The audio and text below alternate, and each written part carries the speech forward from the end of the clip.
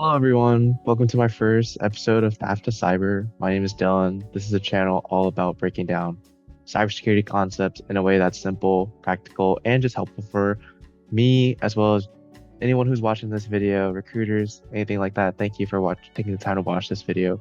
Whether you're just curious about cyber or starting your own career in tech, today we're going to be talking about one of the hottest topics in cybersecurity right now. It's zero trust. What is it? Why does it matter? And how do companies actually use it? So the problem with old security has always been for decades that this was a castle and moat model. Whether it was thinking of like a medieval castle surrounded by a big wall and a big body of water, if you get across the bridge, you're basically trusted inside the castle.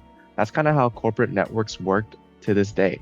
If you were inside the perimeter, say on the Wi-Fi or VPN, you were just trusted by default. But here's the problem.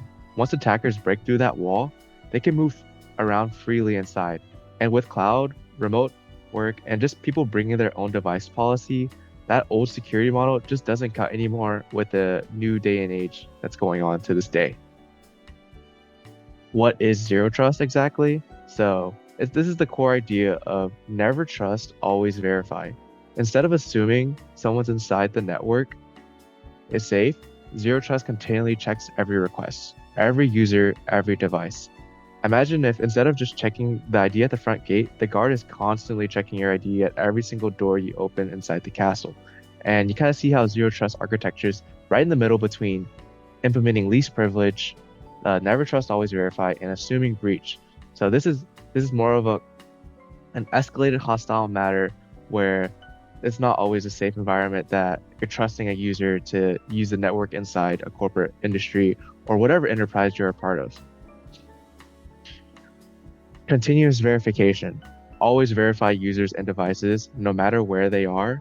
Don't assume yesterday's logins means today's request is safe.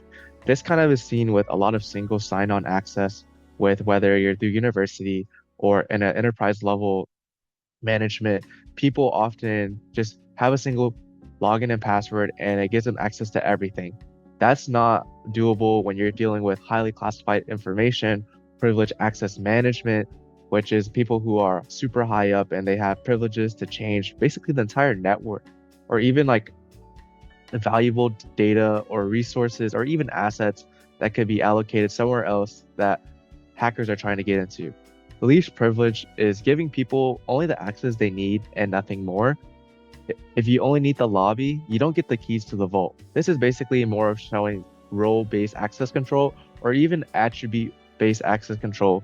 These are where if this is based off your role, what you do in the company, as well as attribute-based access control is more a dynamic approach where your current location is versus just a static approach. And assuming breach is work as if the attackers are already inside. That means monitoring activity constantly and containing damage as quickly as possible. These three ideas work together to reduce the chances of a small incident turning into such a big breach that could cost companies millions. Well, why is it important today?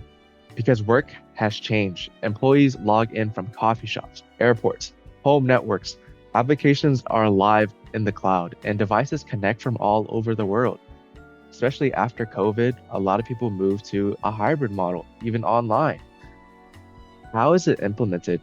Well, I feel like to just start off a little bit, it's multi-factor authentication, making sure users are providing their identity with more than just a password. So this is something you have, something you know, and something you are. Something you have would be like like a key. Something you know is like a password. Something you are is like your fingerprint. Devices, health checks is very important. Only letting devices connect if they are updated and secure. A lot of legacy systems are outdated.